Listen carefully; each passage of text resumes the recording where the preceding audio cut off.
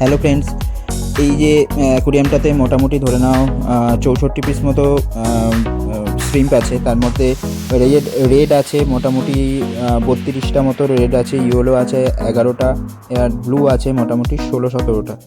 মোট 64 থেকে 70 শ্রিম্প আছে। তো এটা পুরোটাই শ্রিম্পের ট্যাঙ্ক করেছি। একটা জিনিস মাথায় রাখতে হবে, শ্রিম্প যখন রেখেছি এই অ্যাকুরিয়ামটাকে কিন্তু আমাকে অল টাইম ঠান্ডা রাখতে হবে। খুব বেশি ঠান্ডা না, কিন্তু ঠান্ডা রাখতে হবে, কারণ টেম্পারেচার বেশি হয়ে গেলে শ্রিম্প কিন্তু মারা যায়। বিশেষ করে শ্রিম্পের যখন মোল্টিংয়ের সময় শ্রিম্প কিন্তু মারা যায়। তো জলটাও ক্লিয়ার রাখতে হবে এবং অবশ্যই ঠান্ডা রাখতে হবে। ভিডিওটা ভালো লাগলে প্রচুর করে শেয়ার করে দিও, সাবস্ক্রাইব করে দিও। দেখা হচ্ছে নেক্সট ভিডিওতে।